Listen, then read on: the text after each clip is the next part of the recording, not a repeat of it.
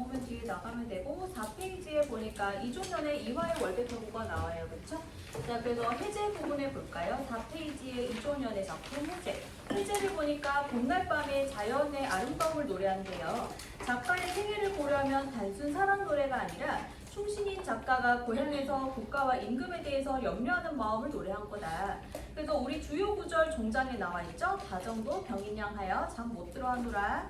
자, 그래서 여러분들 이게 작가 생애는 여러분 기억하지 못해도 괜찮아요. 어차피 보기에 나오니까. 자, 그러면 까마귀 눈비 맞아 볼게요. 자, 주제 보니까 임금에 대한 충절이네요. 자, 우리 해제 첫 번째 보니까 단종 관련된 거래요. 그쵸? 자, 그래서 우리 굵은 글씨 간신은 뭐다 여기서? 까마귀. 그리고 여기에서 단종에 대한 자신의 마음 뭐다? 일편단심은 야광 명월에 빗댔다. 그쵸? 고전시가에서 까마귀가 부정적으로 나올 때도 있고 긍정적으로 나올 때가 있는데 긍정적으로 나올 때는 효와 관련돼 있을 때 반포지효 여러분 들어봤어요? 까마귀가 먹이를 돌려드림으로써 은혜를 갚는다. 그 반포지효 관련해서는 까마귀가 긍정이에요. 지성이 잘 보일까요? 이것 때문에 혹시 안 보이면 옆에 이동해도 괜찮아요? 네, 그래서 당대 상황을 우의적으로 나타냈다라는 거. 자, 굵은 글씨 밑에 주요 구절 볼까요? 까마귀 눈이 맞아 검은 듯 흰놈해라 라고 되어 있죠. 겉으로 봤을 때는 눈을 맞아서 흰색 같이 보이는데 사실 속은 검다. 그렇죠? 야광 명월이 밤인들 어두우랴? 달은 밤에도 어둡지 않다.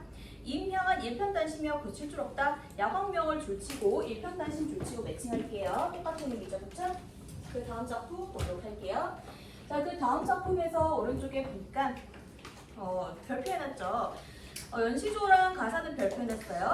억울한 심정 하소연하고 싶어요. 영군의 마음, 임금 향한 마음. 보니까 연산군 때 이 사람 유배 갔네요. 누가 유배 보냈을까요? 연산군이 유배 보냈어요. 근데 이 사람은 연산군 아버지도 모셨는 신하인가 봐요. 자, 그래서 굵은 글씨에서 자기가 비분관계하고 억울하다. 그런 마음을 누구에게 하소연한다? 연산군이 아니라 연산군 아버지인 선왕. 선왕이 누구냐면 돌아가신 연산군의 아버지인 거예요. 그 아들놈이 나를 보냈으니, 유배를 보냈으니 그 아버지에게 하소연하고 싶은 거죠. 자, 그래서 굵은 글씨 밑에 원문에 보니까 흉중에 쌓인 말씀 실컷 아뢰리다 라고 돼 있죠. 흉중 뭐예요? 가슴 속에 있는 마음, 이런 것들을 실컷 아뢰고 싶다. 자, 그 다음에 견유효도 별표네요. 그쵸? 어버이를 향한 효심과 임금에 대한 충신이네요. 옛날 사람들은 충에 대한 거랑 여러분들 임금도 아버지라고 봤거든요. 그래서 충과 효는 연결되는 개념이에요. 윤선도의 견해효를 봤을 때 해제 부분의 굵은 글씨 보니까 반대 세력의 모함 때문에 유배됐을 때 지은 작품이에요. 타인들 말에 아랑곳하지 않고 자신이 옳게 여기는 신념을 지키려는 작가의 모습. 임금을 향한 충절과 어버이 생각하는 효정. 자, 일수의 굵은 글씨 볼까요?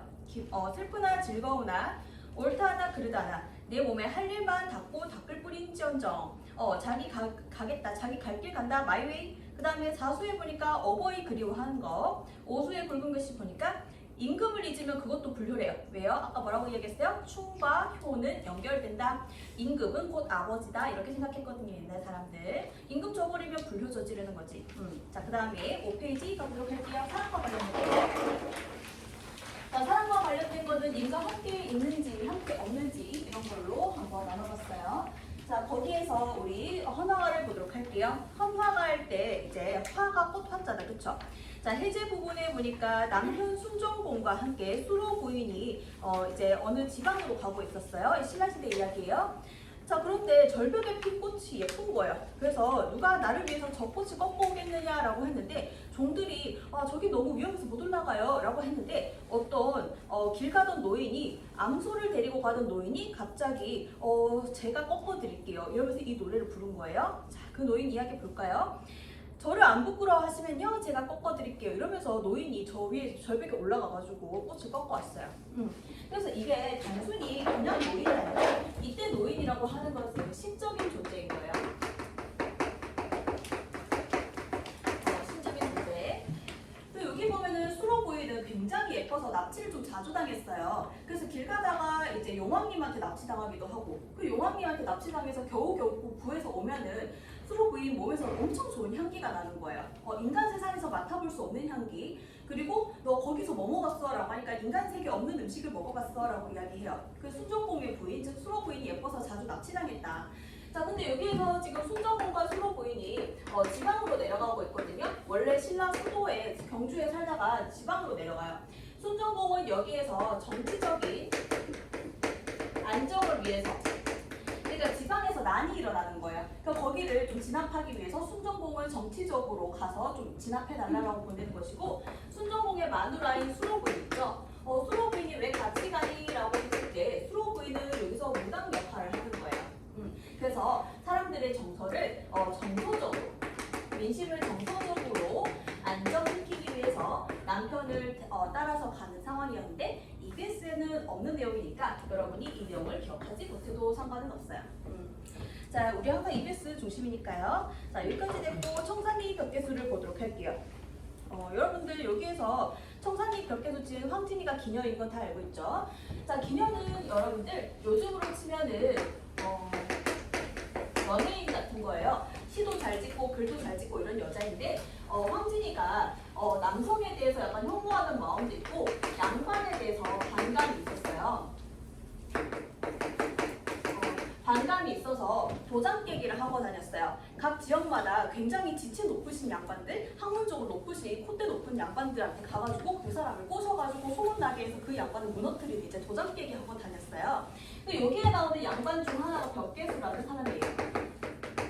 그래서 이 사람의 별명인데 겉으로 봤을 때 물인 것 같죠? 겉으로 보면 물인가? 이 작품에서도 물한테 이야기 거는 것 같은데 사실상 속을 따지면 벽계수라는 사람, 양반인 거예요. 그래서 여기에서 겉으로는 어떻게 표현을 하냐면 물 보고 이야기를 해요. 물 너 너무 급하게 바다 쪽으로 흘러가네. 너 어차피 서두르지 않아도 언젠간 바다 쪽으로 흘러가잖아. 잠깐 쉬어간들 어때? 잠깐 나한테 좀 와. 이렇게 이야기를 해요. 그 이야기예요. 자, 그래서 우리 붉은 글씨 한번 보니까 당대 왕족으로 벽계수라고 불리던 사람이 자신을 까내린다 그런 이야기를 듣고 유인하려고 요 노래를 지었다.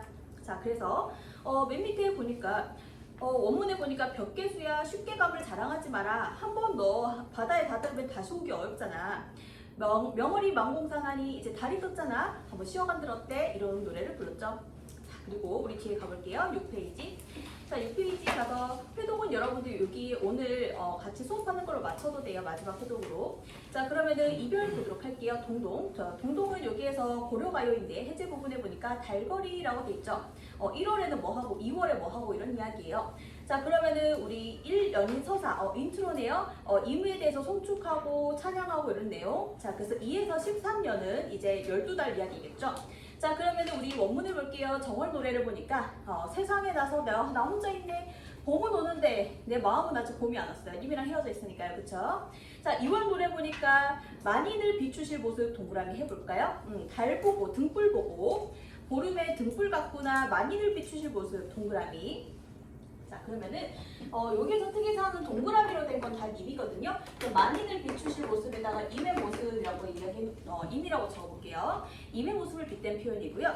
그 다음에 4월 노래 보니까 녹사님 이야기를 해요. 녹사님은 이제 벼슬 이름인데 녹사님 나를 잊고 계신가 왜 안 오지? 그 다음에 8월에 임을 모시고 있어야 오늘이 진짜 추석인데 나한텐 추석이 아니야. 이건 추석도 아니야. 자, 그 다음에 10월 노래를 보니까 점여놓은 막 썰어놓은 보리수나무 같아요. 점여놓은 보리수나무. 보리수나무 다 썰어놓으면 보리수나무 죽었죠, 그렇죠? 자, 여기서 부정적인 건 전부 다 여러분 임이 아니라 화자예요.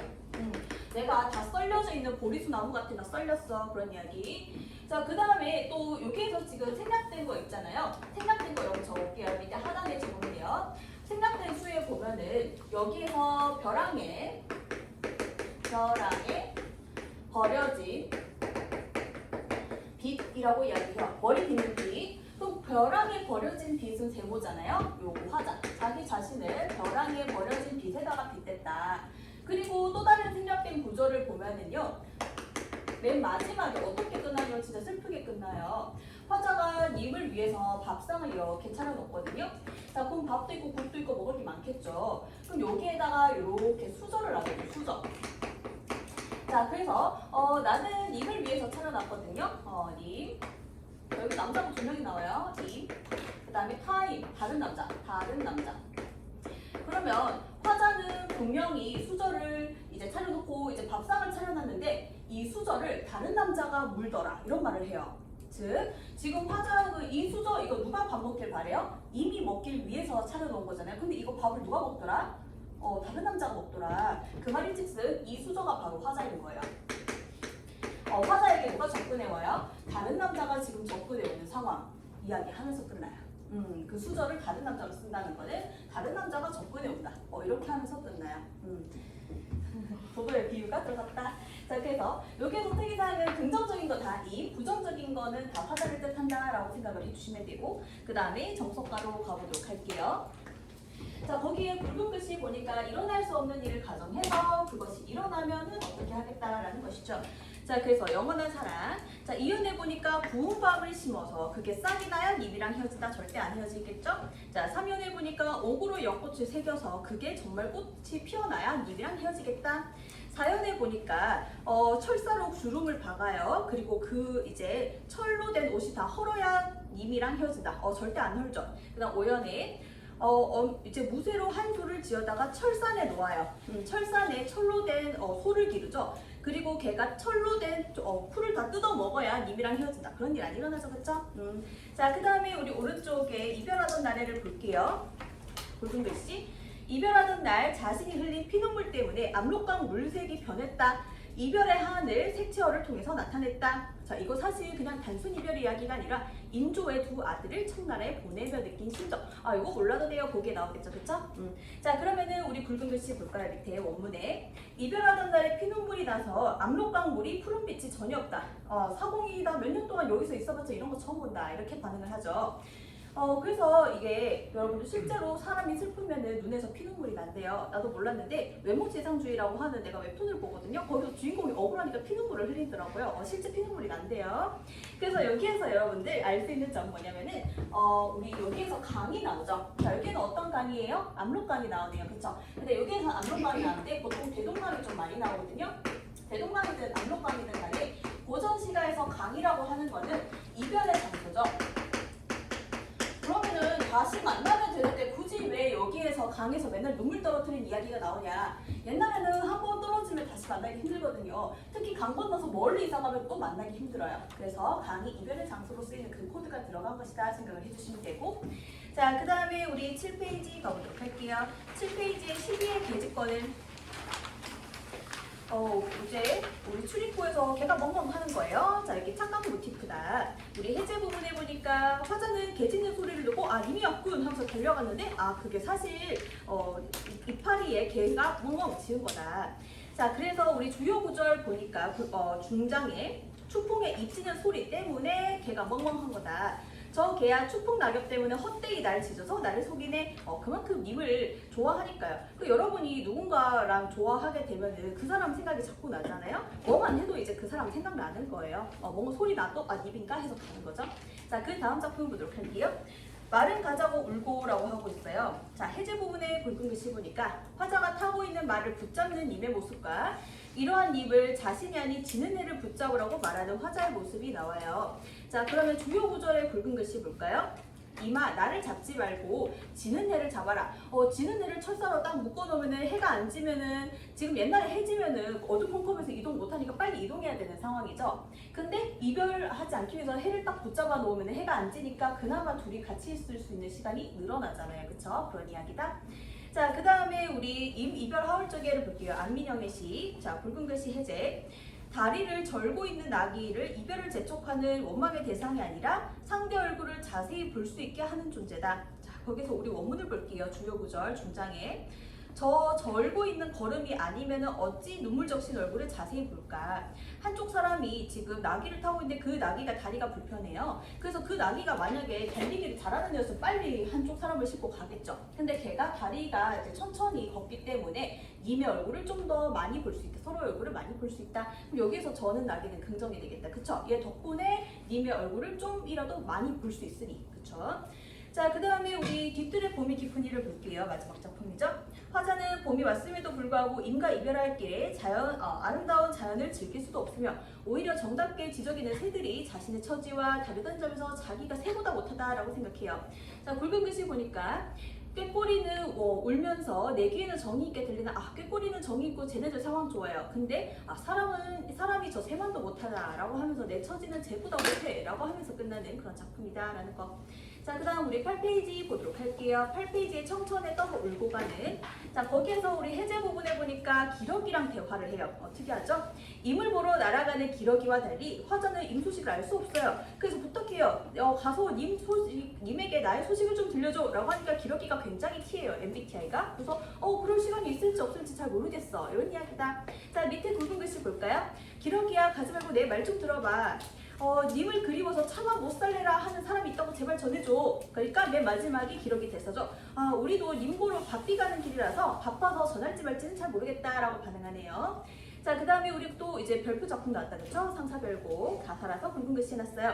자, 독수공방의 외로움, 이제 빈방의 외로움, 여자 혼자 있죠. 상사의 정, 상사병 걸렸어요. 자, 우리 주요 구절 한번 볼까요? 자, 여기에서 주요 구절 보니까 인간 만사 중에 독수공방 더욱더 서럽다. 또 굵은 글씨, 눈에 보이는 것 같고 귀에 들리는 것 같고 보고 싶다. 하나님께 이제 좀 보게 해주소서 이렇게 빌고 있어요. 또 굵은 글씨 밑에 볼까요? 나 혼자 그리워할까 아니면 님도 나를 그리워할까? 노류장화 여러분 뭐예요? 아무나 꺾을 수 있는 꽃이란 뜻으로 즉 기생을 뜻하죠. 그쵸? 노류장화는 기생이다. 혹시 기생이랑 만나서 놀고 있나? 님도 날 사랑할까? 약간 의심도 하면서. 자, 그 다음에 우리 황계사를 보도록 할게요. 황계사 이게 별표네요. 자, 12가사 거기 굵은 글씨 볼게요. 해제 부분에. 병풍에 그려진 수탉이 살아서 울음을 운다라는 상상을 해요. 자, 그래서 여기에서 우리 원문을 한번 볼까요? 주요 구절.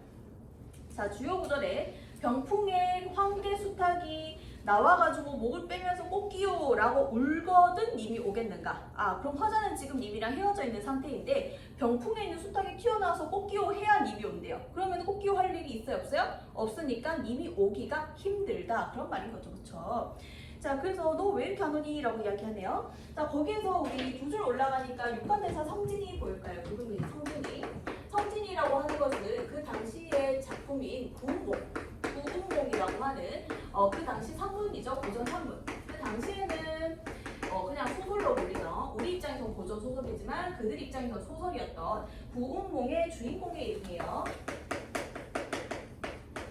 구운몽이 그래서 주인공 이름인데 구운몽 자체가 워낙에 인기가 많아서 성진 이야기를 잠깐 언급했어요. 사람들이 성진이 워낙에 인기가 많고 하니까.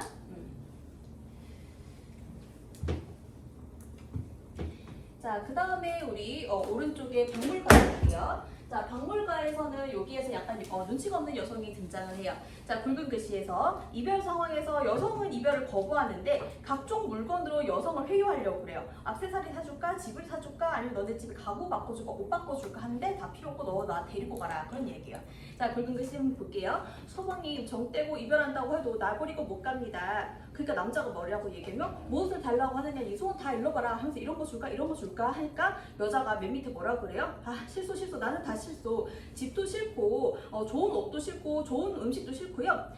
네가 말 타고 가네요. 말에 나를 데리고 얹어서 가주세요. 이렇게 얘기해요. 자, 그 다음에 우리 9페이지 더블록 할게요. 여러분이라면 어떤 선택할 건가요? 나는 집을 받아내겠어요. 집 받아내고 손절하고 다른 남자 만나면 되는데. 자, 9페이지 왼쪽 따다녀 볼게요. 자, 상대가 죽었어요. 자, 백수광부의 아내가 지었네요. 물을 건너지 말라고 했는데 남편이 자살하는 그런 내용이에요. 자, 주요 구절 보니까 건너지 말라고 하는데 건너죠. 돌아가시니 어찌할꼬 이런 이야기인데요. 우리 하단에 한번 정리를 해볼게요. 자, 여기에서 백수광부가 나오는데 머리를 풀어야 친 남자거든요. 백수광부. 자, 그래서 여기에서 백이 뭐냐면은 흰 머리라는 뜻이에요. 흰 수가 머리. 자, 그리고 광이 뭐냐면 미친. 이게 구가 남편. 머리를 풀어야지 미친 남편이 술을 마시면서 지금 자살하러 들어가거든요. 그렇죠. 맨정신으로 죽기 힘드니까요. 자, 그래서 백수광부는 지금 술을 먹었다는 점에서 사실은 술의 신이다. 일반적인 사람이 아니라 술의 신일 것이다. 이런 해석이고요. 두 번째 해석은 뭐냐면은 이 사람이 그 당시에 힘을 잃은 무당이다. 신라 초기, 여기에서 그 당시에 신라가 아니라 그 당시 고대 초기에는 무당이 힘이 있었지만은 이제 사람들이 나라가 안정되면서 무당의 힘을 별로 믿지 않으면서 무당의 힘이 약화되니까 자기가 자존감이 떨어져서 이제 자살하는 게 아니냐, 그런 해석이 있는 거예요. 자, 그 다음에 여기에서 이 사람의 아내는 노래를 지었거든요. 요거가 지금 방금 4줄짜리가 아내가 요 노래를 짓고 난 다음에 바로 직후에 남편 따라 죽었어요. 노래를 불렀다는 점에서 음악의 신 아닐까. 사람이 아니라 음악의 대신이 아닐까라는 해석했는데 EBS에는 이런 상세 해석은 없으므로 여러분은 해놓고 X 쳐놓으면 돼요. 몰라도 상관없다. 자, 그 다음에 보도록 할게요. 오른쪽에 견능이 나와요. 자, 허난설어는 아주 이제 기구한 인생을 살았죠. 허난설어는 누구의 누나예요? 허균의 누나가 그렇죠? 좀 이따 허균인데 허균 동전도 나오겠지만은 자, 허난설어는요 일단은 남편이 바람둥이에요. 그렇기 때문에 남편이 바람을 펴서 이제 1년 동안 집에 안 들어와서 슬퍼하는 그런 노래를 짓기도 했고 아이 두 명을 먼저 봅니다. 옛날에 예방접종을 잘 못하다 보니까 애들을 많이 낳으면은 그 중에서 이제 하늘나라로 먼저 가는 애들이 있잖아요. 그래서 자식의 무덤 앞에서 쓴 작품도 있어요. 자, 그래서 여기도 마찬가지예요. 남편 놈이 집에 안 들어오니까 이런 걸 쓴 것이죠. 상수에 보니까 굵은 글씨 비단 한 필이 있습니다. 내가 엄청 아끼는 비담인데 님한테 드릴게요. 근데요 제발 다른 여인 치마감으로 주지 마세요. 다른 여인한테 가서 야 요 치마 해입어라 여기서 주지 말라는 거예요.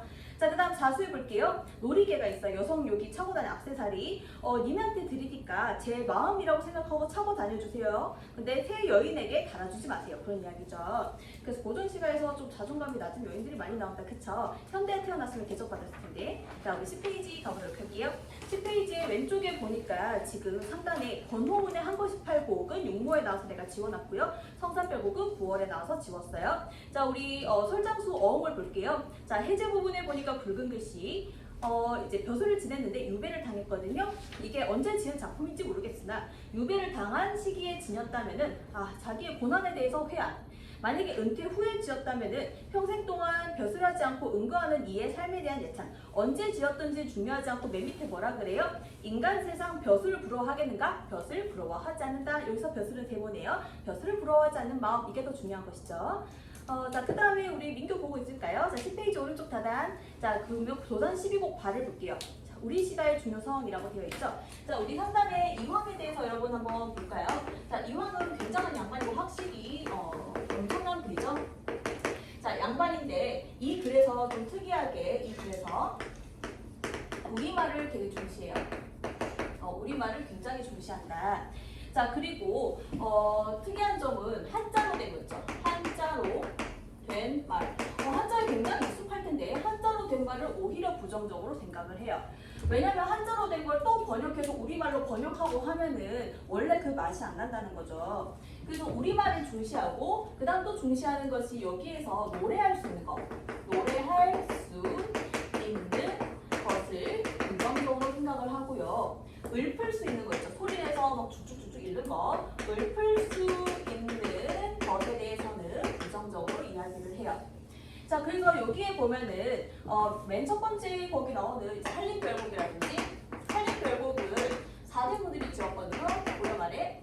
그래서 한림별곡 같은 거 오히려 부정적으로 이야기를 하고 있어요.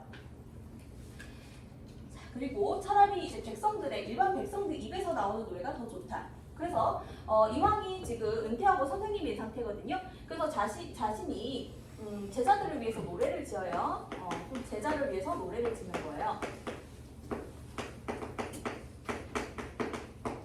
자, 그래서 내가 이런 노래를 지었어 라는 이야기를 하는 거예요.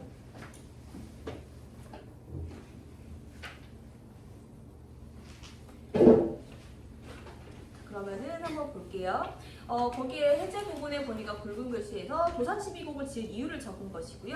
자, 그러면은 우리 원문을 볼게요. 주요 구절. 우리 동방의 노래는 음란하다, 별로다. 한림별곡 4대부가 지었다. 근데 교만해, 방탕해, 별로야. 한자 너무 많이 적은 거 싫어. 이별의 육가 이야기를 하면서 그 다음에 밑에 굵은 글씨 보니까 지금 시는 너무 한자가 많아. 옛날 시와는 달라서 읊을 수는 있어도 노래하지 못한다. 난 노래하는 게 더 좋은데. 만약에 노래하려면 또 번역을 해야 된다. 자, 그러니까 나는 이제 애들을 위해서 노래를 지었다. 그럼 애들이 이거 춤추면서 노래 부르면서 이렇게 좋은 내용들을 부르면 애들이 자동적으로 좋은 아이로 크지 않겠느냐, 그런 이야기를 해요. 자, 그러면은 우리 11페이지 가볼게요. 자, 어떤 노래를 지었을까요? 여기 보니까 도산 12곡은 다 끝났고, 자, 이제는 도산 9곡과 이야기를 한번 해볼게요. 11페이지 해제 부분에 보니까 강학의 즐거움이라고 돼 있죠. 강학이라고 하는 것은 학문이고 두 번째 6회에서 10수는 뭐라고 돼 있죠? 자연이라고 돼 있죠. 자, 그래서 도상, 고상, 부곡과라고 하는 것은 자연 이야기와 학문 이야기다라고 여러분 생각을 해주면 되고요. 자, 주요 구절 지나가고 그러면은 우리 2의 고상, 부곡과를 볼게요. 11페이지 중간에. 학문과 자연이라고 돼 있죠, 주제도. 자, 해제 부분에 볼게요. 벼슬에서 물러나서 이제 제자들 이제 후진 양성할 때 지었다. 자, 일수를 볼게요. 학주자를 한대요. 주자학 되게 중시한다, 그쵸? 자, 유교와 관련돼 있죠, 성리학. 그 다음에 우리 십수에 볼게요. 기암괴석이 눈 속에 묻혔다라고 돼 있죠. 자연 이야기를 해요. 보통 사람들은 오지도 않고 거기 볼 거 없어라고 이야기해요. 화자는 그렇게 생각할까요? 아니요, 볼 게 엄청 많을까요? 화자 입장에서는. 자, 그 다음에 우리 11페이지 오른쪽에 김창업의 벼슬을 점하다 하면을 볼게요. 자, 이 사람 명문가 후손이거든요. 근데 벼슬의 뜻을 두지 않고 풍류를 즐겼어요. 자, 그래서 벼슬하는 사람만 있으면 농사 누가 짓겠냐 이런 얘기를 하면서 나는 풍류 즐기면서 살아갈 거야 얘기를 해요. 자, 오른쪽 다단에 볼까요? 원문 보니까 벼슬을 점하다 하면 농부를 누가 하겠니? 아이야 잔 가득 부어라 난 내 뜻대로 살게 이런 이야기를 해요. 자, 12페이지 갈게요. 여러분 잠 오면 젤리를 먹으시고 그 다음에 충담사의 안민가를 볼게요. 자, 12페이지 충담사 안민가를 보니까 해제 부분의 첫 번째 줄에 승려인 충담사가 지었다 19채 향가랑 향가 여러분 어느 시대 노래예요? 신라의 노래다, 그쵸? 자, 그렇게 했을 때 여러분 상단에 우리 한번 필기를 해볼게요. 에어컨 하나는 껐어요. 자, 여기 보면은 충담사라고 할 때 이게 충성이란 뜻이에요. 충성. 충성스러운 거. 그리고 사를 보면 월명사, 충담사 전부 다 스님이란 뜻이에요. 그래서 우리 상단에 여러분 필기를 하면 돼요. 자, 충담사 왜 이런 충담사라는 이름을 얻었냐면은 지금 우리 해제 부분에 첫 번째 줄에 나오듯이 중간 부분에 나오듯이 여기는 경덕왕 때라는 말이 나오죠. 신라 경덕왕 때. 경덕왕 때 자연재해가 많았어요. 그런데 옛날 사람들은 자연재해에 대해서 임금 탓이라고 생각을 했었어요. 임금이 정치를 잘 못하니까 해가 두 개고 달이 두 개다. 해가 두 개고 달이 두 개는 일식월식을 사람들은 해 두 개, 달 두 개 이렇게 본 거예요. 근데 옛날에는 해라는 건 특히나 왕을 뜻하기 때문에 해가 두 개이고 왕이 두 명이다. 즉 반란이 일어났다는 뜻이었거든요. 그래서 경덕왕이 이거 향가를 잘 짓는 스님을 좀 추천을 해가지고 사람들이 충담사가 향가를 잘 짓습니다 라고 하니까 충담사한테 부탁을 자주 했어요. 향가를 좀 지어달라. 향가를 짓기를 부탁을 하는 거예요. 왜냐면 옛날에 신라시대 사람들은요 향가에 문제 해결하는 힘이 있다고 봤었어요. 문제를 해결하는 힘이 있었다. 그래서 어떤 스님 이야기를 보면요 밤에 지나가다가 밤에 스님이 향가를 지으면서 리코더 불면서 지나가니까 달이 따라오더라.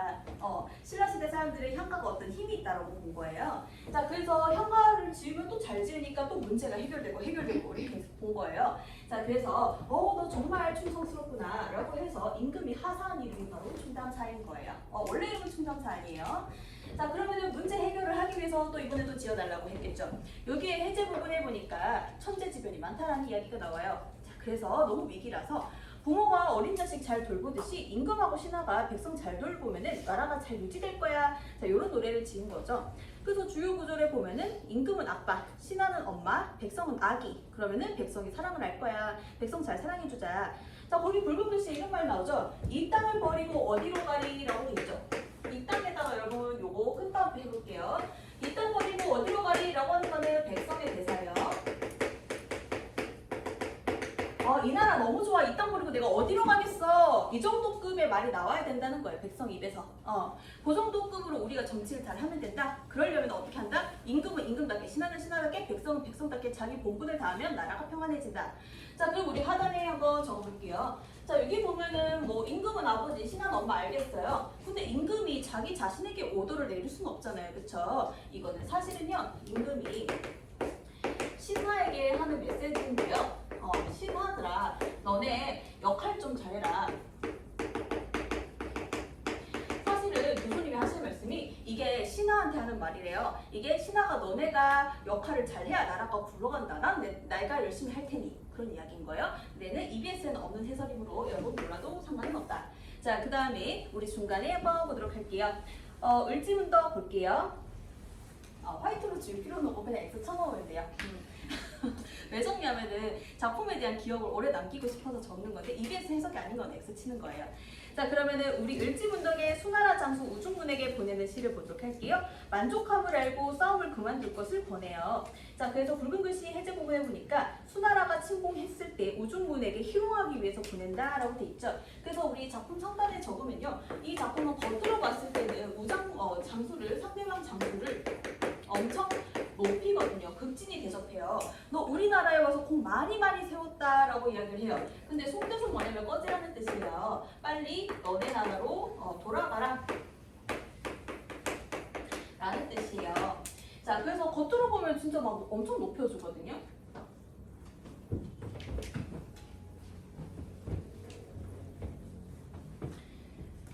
밑에 보니까 너 천문을 깨뚫었다. 너 다 통달했다. 너 공이 높다.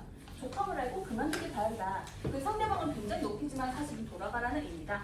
자, 그 다음에 우리 마지막 작품 볼까요? 12페이지 오른쪽에 용비어 청가. 조선 왕조 창엄, 송주, 우리 조선 왕조 이런 왕조입니다. 그 다음에 후대 왕들아 너 이렇게 해라. 이런 것도 하지 말고 이런 이야기예요. 그래서 거기에 보면은 우리 악장이라고 돼 있죠. 우리 해제 부분의 두 번째 네, 악장. 각 갈래는 몰라도 돼서 붉은 글씨 안 해놨는데요. 자, 우리 상단에다 한번 적어볼게요. 용비어 청가 위에 상단. 악장이라는 거는 조선 초에 조선을 홍보하기 위해 지은 거예요. 그렇기 때문에 조선이 안정되고 나서는 더 이상 홍보 안 해도 되잖아요. 조선의 초기에만 잠깐 있다가 없어진 그런 갈래예요. 그래서 조선 홍보하기 위해서 지은 갈래다. 자, 그러다 보니 조금 있다가도 나오겠지만은 조선을 기틀을 세운 분들을 엄청 송축을 하고요. 두 번째로는 이 악장에서 용변청가는 이게 세종이 한글이 잘 쓸 수 있는지 실험하기 위해서 지은 작품인 거예요. 홍보도 할 겸. 그리고 내가 한글 만들었는데 정말 한글로 글자를 적었을 때 잘 적히는지 확인하려고 적은 작품인 거예요. 자, 그래서 요거 여러분 생각해주면 되고, 그래서 거기 굵은 글씨 보이듯이 조선 창업의 기틀을 마련한 육조라고 그래요. 근데 태조하고 태종만 실제 왕이거든요. 태조 이성계가 조선 만들었죠. 태종은 누구예요? 태종은 태조의 아들인데 이제 우리 한글을 만드신 분의 아버지인 거예요. 한글을 만드신 태종대왕의 아버지가 태종이에요. 그러면 사실 목조, 익조, 도조, 환조는 왕은 아니죠. 근데 여기서 왕처럼 이야기를 하죠. 조부 붙여서. 요 왕들이 이제 나라 기틀을 마련했어 라는 거. 자, 그 다음에 조선의 건국의 정당성과 합리성 강조한다. 자, 요거는 상식으로 들으면 되는데 옛날까지 어제까지만 해도 나는 고려 사람이에요. 고려 시대는 귀 뚫고도 다녔거든요. 귀걸이 끼고. 자, 근데 오늘부터는 귀도 뚫으면 안 되고 머리도 자르면 안 되고 갑자기 조선으로 바뀌어요. 그럼 나는 어제까지 고려 사람인데 갑자기 조선 사람이라 그러면 옛날 사람들은 받아들이기 힘들어했대요. 그래서 자꾸 홍보를 해야 됐던 거예요. 자, 그러면 어문 볼게요. 뿌리 깊은 나무는 바람에 움직이지 않고 꽃도 많고 열매도 많겠죠. 샘이 깊은 물은 바다의 가뭄에도 아니 그친다. 내를 이루어 바다까지 간다. 다 상징적인 의미가 있겠죠? 상징적인 의미는 보고 나중에 해석하시고. 자, 그 다음에 우리 뒤에 갈게요. 13페이지 갈게요. 정가 추석. 여기부터 조금 슬픈 작품들 나오네요. 풍년을 맞이한 추석의 정경이 나오는데 농촌의 농민들이 힘들어요. 자, 해제 부분을 볼게요. 작가는 암행어사로 나가가지고 관아의 비리를 매섭게 처리하는 그런 사람이에요. 자, 그래서 그런 거를 토대로 해서 작품을 지었거든요. 지난해 참혹한 흉년을 겪고도 살아남은 농민들이 올해는 풍년을 만났어요. 그래서 지난해는 어떤 사건이 있었냐? 병자년 기근이라고 해서 조선 후기에 아주 혹심했던 흉년이 있었어요. 그리고 이제 올해는 풍년인데 그럼 다 해결됐나요? 아니요. 둘째 부분에 보니까 과부, 남편을 잃은 여성의 삶이 진술되죠. 남편은 굶주려 죽을 지경에 부잣집에서 이제 곡식 씨를 얻었어요. 근데 그거 씨를 물에 불려서 사실 콤프로스트처럼 먹으면 되거든요. 근데 그거 먹으면 자기 뱃속에 가니까 그거를 먹지 않고 땅에다 심어놔요, 남편이. 그리고 남편은 죽어요. 굶어서. 근데 남편은 죽어가지고 그 여자가 손으로 다 묻어줬는데 남편 죽고 난 다음에 거기 곡식은 잘 자라요. 나 그럼 곡식 다 그 여자 거냐? 아니요. 지방이 이제 관아에서 다 떼가요. 너 이제 세금 내라 이러면서. 그런 이야기예요. 자, 우리 주요 구절 볼까요? 서울이야 부귀한 사람들 많잖아. 우리 시골 사람들 아니냐? 추석 같은 명절 또 어딨냐? 자, 주요 구절 보니까 유복자는 뭐냐면요. 뱃속에서부터 아버지를 잃은 아이가 유복자인 거예요. 자기 아들이 바로 유복자죠. 여인의 아들이 유복자인 거예요. 얘는 태어날 때부터 아빠가 없었던 거예요. 태어나니까. 자, 그래서 겨울나기가 부족해서 부잣집에 가서 얻었는데 그거 안 먹고 다 쓰고 나니 거기 땅에다 다 심어놨고 우리 남편 죽고 내가 손으로 우리 남편 묻어줬다오. 자, 그리고 곡식은 잘 크네요. 맨 마지막에 똑똑똑 하면서 새곡과 쳐라 외쳐대는 거예요. 이제 빌런이 나타났죠. 자, 그리고는 14페이지 중간에 볼게요. 기음, 우리 김맨 따라 그러잖아요. 그쵸? 작풀 매는 거, 작풀 맬 때 쓰는 부르는 노래인데 해제 부분에 볼게요. 논이나 밭에서 작풀을 제거할 때 김매기 할 때 부르는 노래다. 애써서 농사 짓지만 세금이나 빚 때문에 가난해서 벗어나지 못하는 것.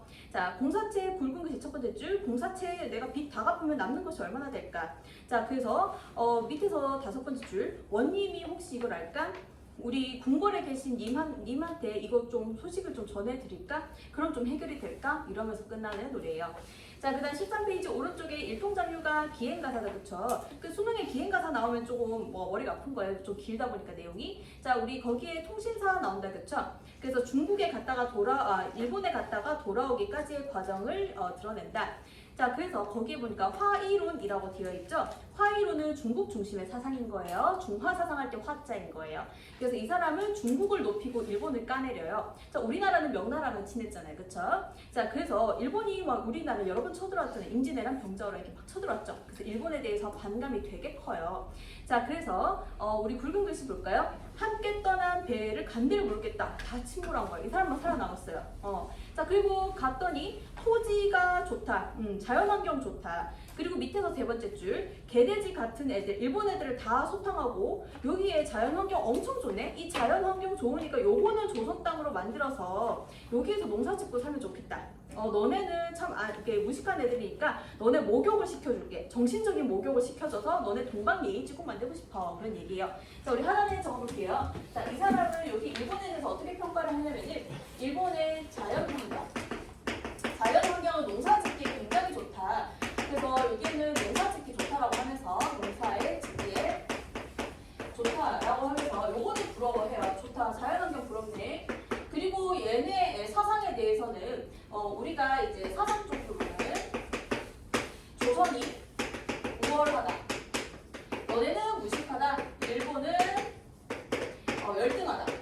그러니까 내가 너네를 정신적으로 목욕을 시켜주고 싶어. 이런 이야기가 나오는 거예요. 왜 그러냐면 그런 거 있잖아요. 여러분들이 그런 사람 봤는지 모르겠는데 자기 자랑 말고 자기 주변 자랑 많이 하는 사람도 있어요. 자기 처지가 별로면은 우리 아빠는 약사야, 우리 누구는 의사야 이렇게 하면서 그러면서 자기 자존감을 대리로 올리는 그런 사람도 있어요. 이게 무슨 말이냐면은 우리가 일본한테 너무 많이 당한 건 맞잖아요. 그러니까 우리가 일본보다 낫다라고 생각하는 건 사상적인 거죠. 그러니까 요거는 우리가 좀 더 우월하다고 생각하니까 이걸로 약간 찍어 누르는 그런 노래라고 생각을 해주시면 돼요. 자, 그 다음에 뒤에 한번 가볼게요. 14페이지네요. 8분 뒤에 우리 쉴 수 있어요. 자, 14페이지 맨 왼쪽에 보니까 여유와 관련된 게 나와요. 자, 김석관이라고 이 사람이 나왔죠, 그렇죠? 이 사람은 평생 머리에 이제 모자를 쓰고 다녔어요. 비를 이제 막아주는 그런 모자인데요. 이 사람이 어떤 이야기가 있냐면 이 사람은 양반이었어요. 양반인데 너무 집이 가난한 거예요. 그래서 열심히 공부를 해서 이제 합격했어요. 엄마 저 합격했어요. 이러면서 그래? 그러면 오늘 나오는 문제가 뭐야? 나오는 문제는 뭐냐면요. 우리 몇십 년 전에 우리 동네에서 이제 백성들이 난이 일어났잖아요. 그때 난을 다스리지 않고 도망간 관리에 대해서 욕하는 글을 제가 적었죠. 너네 할아버지야. 그래서 이 집이 숨어 지냈던 거예요. 죄인의 집이라서. 그래서 할아버지 돌아가신 할아버지가 하늘에서 볼 거 아니야. 뭐 예끼 하면서. 그래서 할아버지 얼굴 볼 수 없다 하면서 샷갓을 쓰고 다닌 거예요. 그런 이야기다. 그래서 근데 이제 갓을 맨날 쓰고 다니까 갓한테 고맙잖아요. 평생 떠들기 생활을 했거든요. 그래서 갓에 대한 고마움을 적은 거예요. 볼게요.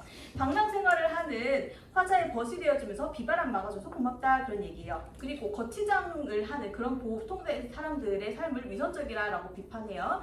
자, 주요 구절 볼게요. 40년 평생 쓰고 다녔다. 보통 사람들의 옷은 거칠고 나는 비바람 가르쳐도 걱정 없네. 자, 좀 이따가 또 김석관 이야기 또 나오는데 그때는 또 그 자기가 놀러 갔던 동네에 이제 힘이 있는 사람들 비판하는 이야기가 나올 거야. 자, 좀 이따 만날 거고 그 다음 여유를 볼게요.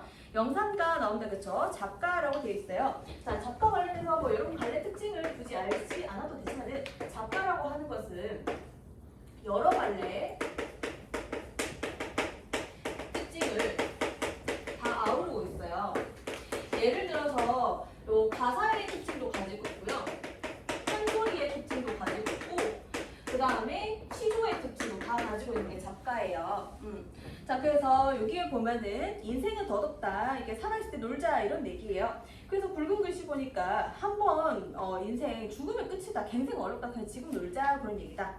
자, 그 다음에 14페이지 가니까 자, 술 먹고 부분에 금주를 맹세했거든요. 근데 또 술 먹는 자리에 이제 어울리게 돼요. 그래, 인생은 한바탕 꿈이지. 그러면서 내 맹세 그냥 깨고 나는 이거 술 먹을게 그런 얘기예요. 자, 그 다음 그러면은 초장에 보니까 술 먹고 먹지 말자라고 했던 맹세가 있었는데 맹세 가소롭다 그냥 나 깰 거야. 인생은 일장춘몽이니 아니 먹고 어떻게 하겠냐. 뭘 먹을 거야. 자, 그 다음에 14페이지 오른쪽에 맨 끝에 이동부의 농부의 집에 쓰다라는 거. 소박하고 순수한 농촌에서 생활하고 싶다라는 화자의 바람이 드러난 거예요. 자, 그래서 우리 밑에서 두 번째 줄을 볼게요. 앞에는 자연에 대해서 예찬하면서 시골에 대해서 예찬해요. 그러면서 이런 곳에 집 짓고 살고 싶다. 농부에게 집 좀 세 좀 내달라고 졸라봐야지 그런 이야기죠. 자, 그리고 우리 15페이지 가보도록 할게요. 자, 효 부모님과 관련된 걸 볼게요. 5분 남았네요. 박인동의 조홍씨가 별을 해놨어요. 자, 해제 부분에 보니까 이수에 보니까 우리 이제 옛날 사람들 고사가 나오죠. 왕상 맹종 노래자 진짜 고사거든요. 옛날에 효를 실천했던 그런 중국 사람들을 언급을 하고 있어요. 자, 그리고 보니까 삼수에서 시간을 더디게 해서 우리 부모님 장수했으면 좋겠다. 그리고 여기에서 사수에서 까마귀 긍정이죠. 이제 까마귀가 나이가 많이 들어서 할머니 할아버지 까마귀가 되면은 자식이 이제 먹이를 대신 물어다 주거든요. 여기서 까마귀는 긍정. 자, 그래서 우리 일수해 볼게요. 조문감이 곱다. 이거 부모 가고 싶지만 부모가 또 부모님 벌써 돌아가셔서 반가워하지 못하셔서 그게 슬프다. 자, 그리고 삼수에 보니까 저기 노를 꼬아가지고 우리 저기 가는 해를 잡아매면 해가 안 떨어지면 그 다음 날이 안 오니까 그럼 우리 부모님이 안 늙지 않겠냐. 자, 그 다음에 우리 사수에 보니까 까마귀. 자, 까마귀 뭐라고 이야기해요? 봉황도 비조고. 자, 비조라고 할 때 비자가 날비자거든요. 조자가 세조자예요. 까마귀도 나는 새고 봉황도 나는 새다. 둘 다 비슷한 유이다. 둘이 같이 어울린들 어떠리. 즉 여기서 까마귀 긍정으로 이야기하는 거예요. 그래서 이제 학생이 이제 질문했던 게 일수에서는 부모님 돌아가신 상황으로 나오고 그리고 삼수에서는 부모님 늦게 늙으셨으면 좋겠다. 상수에서는 부모님 안 돌아가신 것처럼 서술한다. 그냥 그게 혼재돼 있다라고 생각을 해주시면 돼요. 자, 그 다음에 우리 15페이지 중간에 사친이 나온다 그쵸? 사자가 생각 사자고 친자가 이제 부모님 할 때 친자다 그쵸?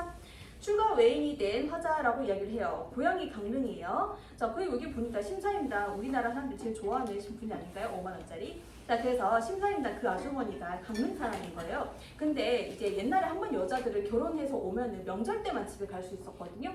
집에 잘 안 보내줬어요. 그래서 우리 할머니가 일제강점기쯤에 태어나셨는데 우리 할머니를 시어머니가 명절 때 잘 안 보내준 거예요. 그래서 그게 한이 된 거예요. 그래서 우리 엄마랑 작은 엄마들을 우리 할머니가 이제 살아 계실 때 명절이 되면은 집에 빨리 보내주셨어요. 친정에 빨리 가라고. 그만큼 옛날 여자들은 집에 가기 어려웠다. 그런 이야기예요. 그래서 이제 어린 시절에 대해서 생각하죠. 붉은 글씨 보니까 가고픈 마음에 맨날 꿈속에서 강릉에 가요. 강릉에 가서 언제 색동을 어렸을 때 옷을 입고 어머니 곁에서 바느질할까? 그런 이야기네요. 자, 15페이지 맨 오른쪽에 산호친곡 별표되어 있어요. 유배를 간 화자가 노무에 대한 그리움을 노래하고 있다. 자, 자연은 늘 본래 모습 봄여름 가을결 도는데 자기는 고향으로 못 들어가고 정지해 있는 거예요. 자, 일수에 보니까 봄도 오고 풀은 푸르고 이 봄 오고 풀 푸르기 같이 나도 농업계 가고 싶다. 자, 육수에 보니까 기러기 아니나니 편지를 어떻게 전할까. 자, 그 다음에 우리 11수에 우리 이제 하늘이 우리를 다 보살피실 거야. 그러니까 우리 모자 지정을 살피실지 없사오랴. 우리 모자 지정을 살피실 거야. 언젠가 우리 만날 수 있다고요, 어머니. 이런 뜻이에요. 창문이 일어나고 그다음 16페이지 가보도록 할게요. 자, 교훈과 관련돼 있어요. 복선화음가. 자, 복선화음가에서 우리 해제의 첫 번째 줄에 개녀가 보일까요? 자, 우리 두 번째 줄에 개녀가라고 있죠. 훈계한다는 뜻이에요. 훈계한다. 누구를? 여자를 훈계하는 노래다. 그래서 딸이 시집 시집 간다라고 하니까 엄마가 이제 시집 가는 딸에게 세 가지 이야기를 해요. 자, 첫 번째, 이 엄마 되게 야무진 엄마라서 이 여자가 엄마가 살림을 되게 잘 살아서 이 집에 아빠랑 그리고 자기 남편과 그리고 아들들 전부 다 이제 과거에 급제하게 했거든요. 자, 그러니까 너 엄마 본받아 그런 얘기예요. 자, 두 번째 덩어리는 괴똥어미에 대한 이야기예요. 자, 그 여자가 동네에서 되게 유명한 여자예요. 남자처럼 이제 막 쿵쾅쿵쾅 뛰어다니고요. 그리고 이제 전 보고 집에 흉 보고 막 그런 행실이 더러운 여자예요. 그 여자는 본받지 마라. 그리고 마지막 덩어리 딸도 위로해야 되잖아요. 너 엄마 잘 못 본다고 슬퍼하지 말고 다시 만날 거야. 그런 얘기예요. 갑자기 푸바오 가족이 생각이 나네요. 푸바오 좀 이따 떠나면은 약간 그 이런 멈이지 않을까요? 푸바오 시집 가잖아요. 그쵸?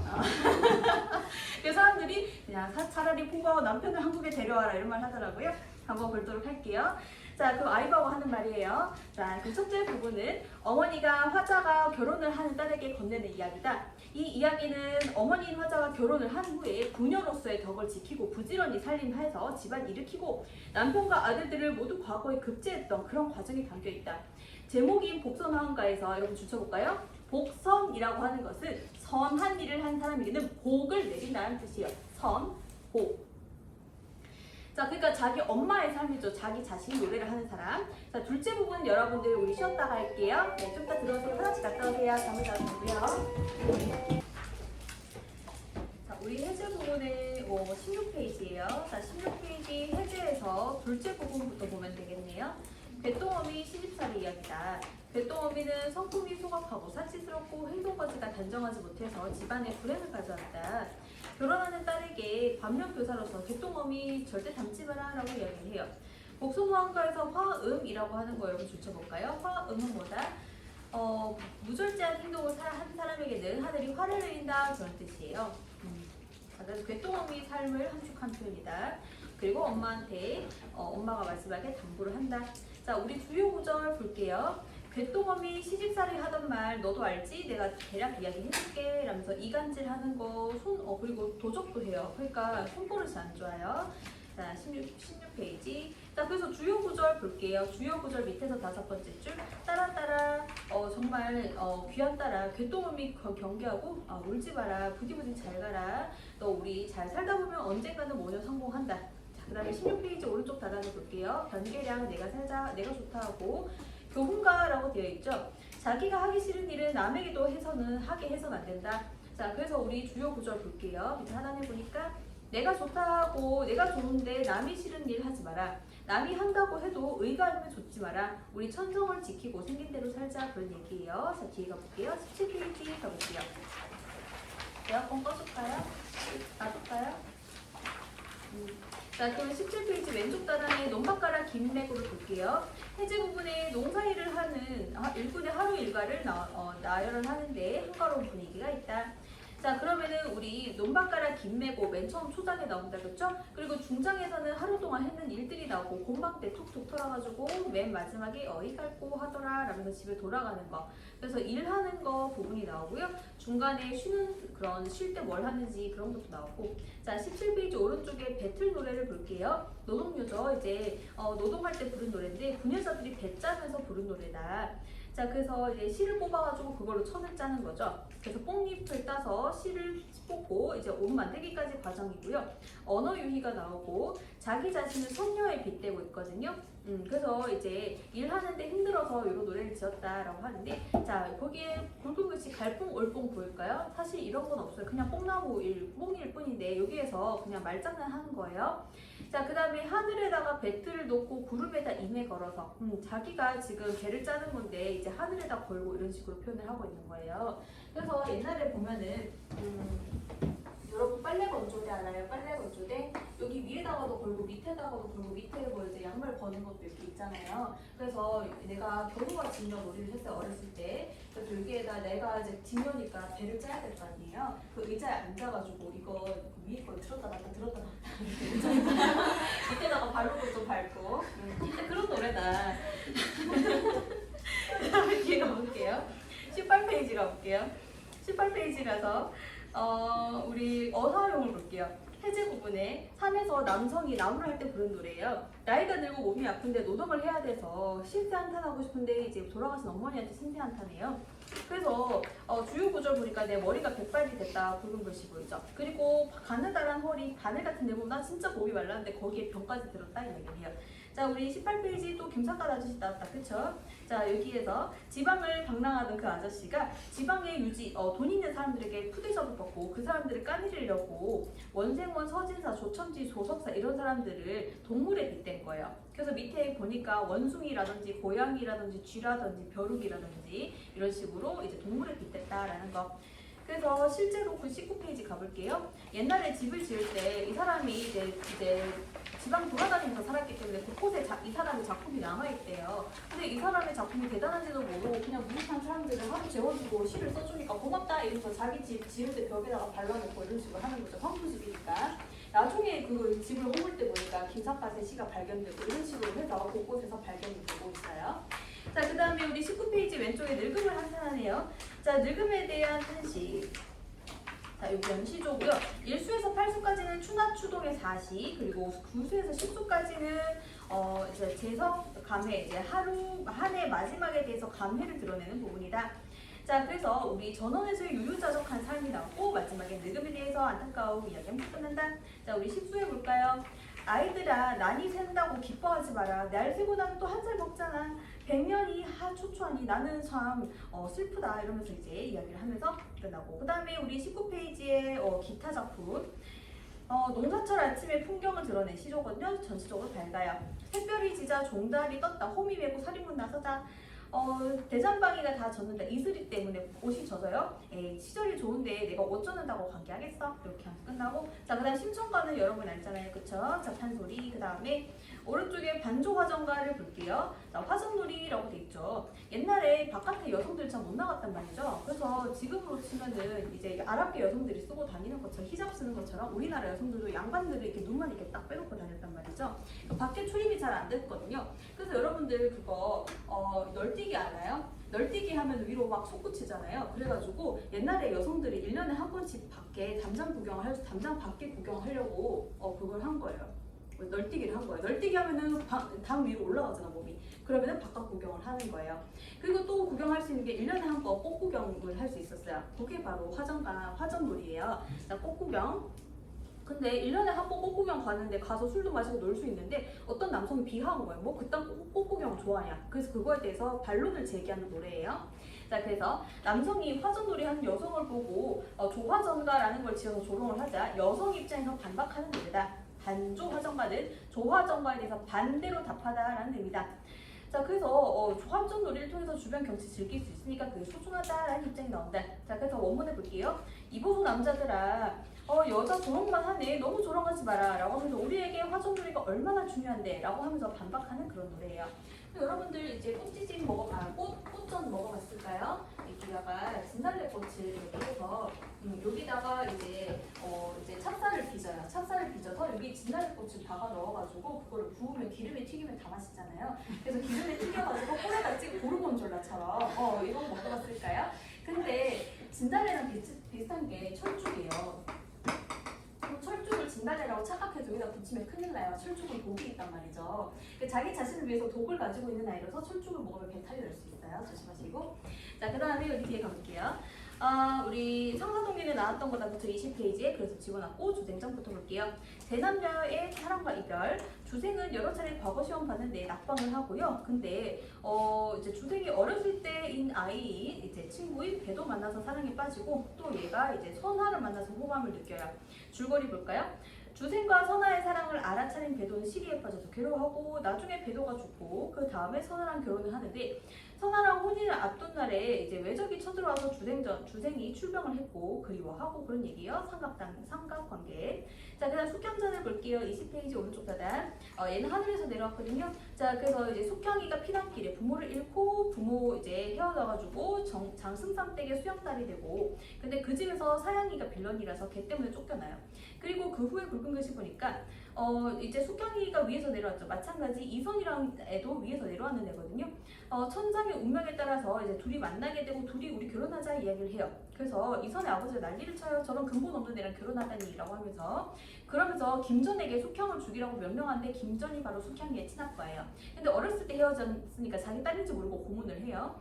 김전은 숙향이 자신이 딸인지도 모르고 문초를 하고 나중에는 며느리로 인정받는다. 둘이 천상으로 잘 올라간다. 자, 거기서 해제 부분을 볼게요. 원래 하늘의 인간이지만 죄를 얻어서 밑으로 내려왔는 데다 위기 겪을 때 천상계가 도움을 준다. 숙향이가 고귀한 혈통을 타고났고 나중에는 행복한 결말을 맞는다. 그래서 거기에서 우리 주요 줄거리에서 첫 번째 월궁소화가 바로 뭐예요? 하늘나라에 있을 때 숙향 이야기 이름이에요. 이름 좀 예쁘잖아요. 월궁소화. 자, 그 다음에 우리 21페이지 가보도록 할게요. 운영전이 있어요. 운영전이 약간 상사동이랑 비슷한 게 운영이가 어디에 살고 있냐면 안평대군의 집에서 살고 있는 궁녀예요. 그래서 이제 저번에 이야기했었죠. 왕의 여자 궁녀는 이제 궁궐에 사는 여자는 왕의 여자고 지금 안평대군의 집에 사는 궁녀는 다 누구 여자예요? 안평대군 여자인 거예요. 그래서 바깥에서 남자 잘못 만나죠. 자, 그래서 둘이가 이제 김진사라는 선비가 글을 잘 지어서 안평대군의 집에 자주 왔다 갔다 하다 보니 둘이 눈이 맞았다. 자, 줄거리 부분에 보니까 김진사의 종인 특이라는 놈이 김진사를 배신을 해서 두 사람이 만남이 탈로가 난다. 그래서 운영이가 이제 자결을 하게 되고 김진사도 나중에 죽게 된다. 그래서 이제 그렇게 해서 둘이가 귀신 상태로 이제 나타나거든요. 귀신 상태로 나타나서 맨 앞에 보면 유영이라는 애가 있죠. 유영이는 제3자예요. 어떤 제3자가 놀러 갔는데 거기 귀신 상태인 운영이랑 김진사가 와가지고 자기들 이야기를 해요. 자, 그리고 나서 이제 그 사람이 유영이라는 사람이 다시 잠들었는데 깨보니까 책이 이렇게 있는 거예요. 거기에 이제 김진사랑 그 다음에 여기 궁녀의 이야기가 적혀 있었던 거죠. 자, 그 다음에 주요 구조를 보니까 굵은 글씨. 어젯밤 꿈에 한 사람을 보았는데 생김새가 영악했다. 얘가 이제 운영이가 미리 꿈에서 본 거예요. 특이라는 애가 여기서 생김새가 영악한 애가 특이죠. 걔가 이제 좀 있으면 배신할 만한 그런 복선이 있었어요. 자, 그 다음 백학선전을 볼게요. 어느 날 유백로는 중림에서 우연히 조은하라는 여자를 만나서 이제 부채에다가 백년가약을 맺고자 글귀를 써서 조은하에게 건넨다. 그쵸? 자, 그리고 이제 그 추후에 둘이 이제 헤어졌다가 이 남자애가 이제 전쟁에서 위기 상황에 처하자 이 여자애가 구해주거든요. 그래서 둘 다 대원수가 돼서 이제 구해줘요, 여자애가. 자, 그리고 이제 하늘로 올라가는데 거기에서 해제 부분을 볼게요. 결혼할 때 주고받은 백합선이라는 것을 주고받았고 얘들이 다시 한번 하늘에서 내려왔다가 다시 한번 올라가는 그런 이야기다. 자, 그리고 혼인 과정에서 두 사람이 연애를 하고 두 사람이 결혼 맺는 게 존중이 되고 조은하가 대원수가 돼서 활약한다는 점에서 여성 영웅 소설로도 볼 수 있다. 자, 여기 보니까 우리 주요 구조를 보니까 거기에다가 백합선 거기 부채에다 뭐라고 써요? 거기 보니까 사주를 기록해요. 옛날에는 주민등록번호 없잖아요. 그래서 서로를 알아보려면 사주를 적어야 되죠. 맨날 며칠에 태어났어요. 나는 이런 거 적는 거예요. 그리고 밑에서 5번째 줄에 보니까 얘가 이제 조은하가 남편이 될 이 남자를 이제 살려주고 난 다음에 유백로 살려주고 난 다음에 자신이 조은하라는 걸 숨기는 장면이거든요. 그래서 장군이 이제 계속 속이고 있다가 끝에 이렇게 얘기해요. 장군이 정신이 가물거려서 네가 친히 쓴 글자를 몰라보네 라고 하면서 이제 백합선 보여주면서 그러니까 그제서야 알고 둘이 손을 잡고 즐거워하는 것이죠. 그 다음에 22페이지 가볼게요. 오늘 고전을 끝낼 건데요. 여러분들은 사주팔자 본 적 있을까요? 아직 어려워 본 적이 없을 수도 있는데 내가 일이 잘 안 풀리니까 우리 엄마가 내 사주팔자를 물어본 적이 있었어요. 그래서 이제 거기서 뭐라고 얘기했냐? 너의 딸은 호랑이다. 그래서 결혼할 수 없다. 왜냐면은 너의 딸은 결혼을 하면은 네 딸이 호랑이면 똑같은 호랑이를 만나면 한 집안에 호랑이는 2명일 수 없다. 네 집안은 너의 딸이 절대 결혼 못해 라고 하면서 또 다른 아주머니가 신기가 있는 아주머니가 내 사주를 보시더니 민지야 니는 네 사주가 뭐냐면은 니는 남자는 있는데 남편은 없다 이러는 거야. 좀 무섭지 않아? 그래서 근데 또 어떤 사주가 완전 상충되는 말을 했어. 내가 이제 길 가다가 어떤 아저씨 있길래 아저씨한테 봤는데 아가씨는 쌍둥이를 낳겠다 이러는 거예요. 결혼을 안 하는데 어떻게 쌍둥이를 낳지? 상충돼요. 그래서 보면은 내가 너무 이제 사람을 안 만나니까 주변에서 혹시 여자를 좋아하냐 묻더라고요. 그래서 이성애자의 남자를 좋아해요. 자, 근데 보니까 보통 추천해 주는 게 그러면 직장 동료 만나는 게 어떠냐, 학원에 남자 선생님 있냐 이렇게 하죠. 왜 총각 없냐? 총각이 있을 수 있죠. 근데 그런 거 알아요? 동족을 싫어하는 거 알아요? 나는 동족이 싫어. 그래서 왜냐면 워낙에 이제 학원 생활하면서 나쁜 걸 많이 보니까 이제 남자 강사를 제일 극혐을 하는 거죠. 그래서 난 동족을 되게 싫어해요. 그래서 만날 수 없다라는 거. 자, 그 다음에 우리 22페이지 볼게요. 왼쪽 단에 창성감미록을 보니까 화우기는 맏아들인 화춘이 변변치 못하다고 생각해서 둘째 아들의 편애를 해서 여기서 다 시작이 돼요. 그래서 심시와 화춘이 불만 갖고 있다가 화우기가 죽자마자 이제 둘째 아들 그 둘째 아들의 부인도 막 학대해요.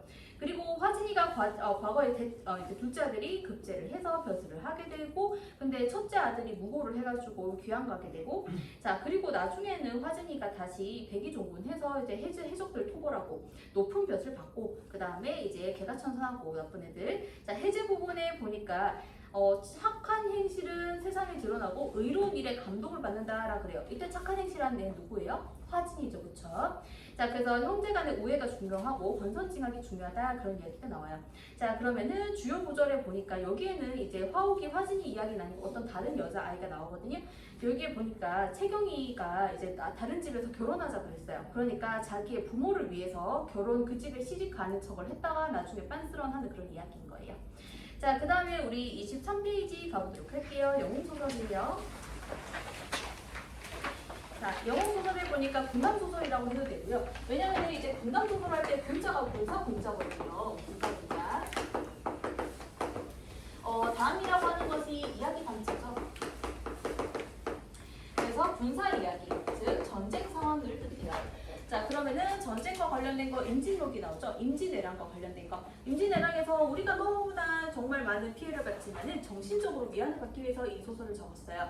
거기에 보면은 실제 인물들 나와요. 줄거리 두 번째 단락에 보니까 이순신, 곽재우, 김덕령 이런 사람들 실존 인물이죠, 그렇죠? 자, 그리고 우리 줄거리 여기에서 우리 수특에 실린 부분은 김흥서가 줄거리 굵은 것이 김흥서랑 강홍립이 일본으로 가는데 강홍립의 고집으로 인해서 일본 정벌이 숲으로 돌아가고 두 장수가 항복하고 김흥서는 외왕에 대한 복수를 꿈꾸지만 실패한 후 자결을 하고 자 그래서 우리 해제 부분에 볼게요. 임진왜란 때 역사적 사건을 토대로 이제 논픽션, 픽션 섞여 있다. 그리고 주요 구절에 보니까 밑에서 두 번째 줄 홍립을 베고 그 다음에 자기 머리를 베어서 던지니 자 김응서랑 홍립이랑 싸우다가 이제 둘 다 죽는 상황. 그리고 응서가 타던 말이 응서의 머리를 물고 바다를 건너서 이제 얘 마누라한테도 그 머리를 갖다 줘요. 말이 되게 똑똑하죠. 주인 머리를 물고 저쪽으로 바다를 건너갔다 그런 얘기예요. 근데 사실은 이게 제일 중요한 부분이 뭐냐면 여기 줄거리에서 맨 마지막 구절 볼까요? 서산대사의 제자인 사명당이 엄청 이제 학식도 높고 도수를 부릴 줄 아는 스님이거든요. 그래서 일본의 사신으로 갔다가 외왕을 혼쭐 낸 거, 이게 제일 재밌는 부분인데, 그래서 내가 흑백 영화로 이제 임진록에 대해서 흑백 영화 만든 걸 본 적이 있어요. 아주 촌스러운 그런 이제 흑백 영화죠. 그래서 이제 내가 사명당이에요. 저쪽에 외왕이 있어요. 외왕도 소문을 들은 거예요. 이 사람 보통 사람이 아니다. 그래서 외왕이 이쪽으로 와라고 했어요. 근데 사명당 여기 보니까 여기 이제 그 사람 양말 신고 있을 거 아니에요. 버선 신고 있는데 밑에 못을 깔아놨어요. 근데 밑에도 안 보고 그냥 걸어버려요. 피가 안 나요. 피가 안 나. 약간 무당들이 이제 칼춤 출 때 피 안 나듯이 약간 그런 거예요. 자 그래서 이게 놀란 거예요. 아 큰일 났다 해가지고 이 사람 잘 때 죽여야겠다 해가지고 잘 때 얘를 엄청 뜨겁게 해서 죽이자 해서 불을 막 띄워요. 얘 있는 방에. 죽었겠지? 하면서 그 다음에 문을 열어보니까 안에 고드름 얼어 있는 거예요. 수염에 고드름이 얼어서 손님 대접을 이렇게 하시오 이렇게 하는 거예요. 그래서 안 되겠다 해서 병풍을 이렇게 쫙 있는 병풍에 글자가 엄청 많았어요. 그거 한번 외워봐. 한번 보고 이렇게 외우는 거예요. 근데 마지막 한 글자를 말을 안 해요. 왜 한 글자를 말을 안 해? 라고 하니까 그거는 여기에 바람에 가려서 안 보여서 못 읽었다 라고 하니까 정말 보니까 바람에 가려져서 안 보이는 거예요. 그래서 여러 가지로 혼쭐을 내고 외왕이 미안하다 그러고 이런 식으로. 그러니까 실제적으로는 우리가 전쟁에서 타격을 많이 받았지만 정신적으로 이렇게 승리를 하는 이야기를 넣으면은 우리 백성들이 어떻겠어요? 좀 위안을 얻겠죠, 그렇죠? 가상이지만. 자, 그 다음에 홍길동전 여러분 잘 아니까요? 해제 부분에 적서차별, 첩의 아들이 차별되고 첩의 아들은 벼슬 못한다, 그렇죠? 그런 문제가 나타났다. 자, 우리 허균의 누나가 아까 허나설은 이야기했고요. 허균의 선생님이 실제로 첩의 아들이었대요. 자, 허균의 선생님은 엄청 학식이 높고 그런데 첩의 아들이라서 그 벼슬을 못하는 거예요. 그래서 선생님이 얼마나 원통하겠어요. 그거를 허균이 보고 잘한 거예요. 그래서 이제 허균이 선생님 마음을 이제 다 담아서 적은 그런 작품인 거죠. 자, 그 다음에 보도록 할게요. 우리 24페이지 보니까 토끼전 나온다, 그쵸? 자, 토끼전에서는 우리 상단하게 이렇게 한번 적어볼게요. 자, 우리 긍정적으로 평가되는 인물에 대해서 첫 번째로는 자라에 대해서 거북이 자라, 충성스러운 신하로 긍정적으로 평가될 때가 있죠. 자, 그리고 여기에서 부정적인 인간, 이게 충성, 긍정. 그 다음에 여기서 용왕님이 나오죠. 용왕님이 나오고 이렇게 하는데요. 그리고 여기에서 이게 반대되는 해석이 있어요. 우리 자라에 대해서 자라가 부정적으로 서술될 때가 있어요. 자, 자라가 어떻게 부정적으로 서술이 되냐면은 여기에서 이제 충에 너무 눈이 멀어서 일반 백성을 잡아왔잖아요. 그런 신하, 왜곡된 충을 이제 하고 있는 신하로 평가가 되고요. 그 다음에 여기에서 용왕이 나오잖아요. 그렇죠? 용왕. 자, 용왕은 어떤 사람이냐면은 여기에서 일반 피지배층, 토끼를 괴롭히는 지배층, 이런 해석이 있어요. 그럼 여기에서 토끼는 피해자이기 때문에 토끼가 긍정이거든요. 토끼라고 하는 거는 피지배층, 여기에서 억압받는 피지배층. 그러면은 여기에서 억압받는 피지배층인데 여기 또 뭐가 되냐면은 기지를 발휘하는 피지배층이기도 해요. 그래서 이런 점에서는 토끼가 긍정이거든요. 토끼를 긍정적으로 보고 자라와 용왕을 부정적으로 보는 이런 프레임이 있고요. 그리고 여기에서 자라랑 용왕을 긍정적으로 서술을 하게 되면 반대로 토끼가 부정적이게 되는데 욕심의 눈이 먼, 토끼.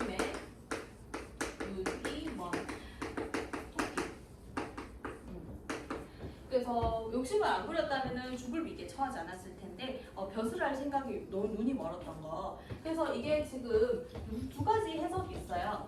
어렸을 때 보는 거는 보통 보면은 신하에게 자라가 착하고 뭐 토끼가 나쁘고 이렇게 배웠는데 사실은 이런 해석도 있다는 거. 자, 그러면은 우리 해제 부분에 이게 혼용돼서 적혀 있거든요.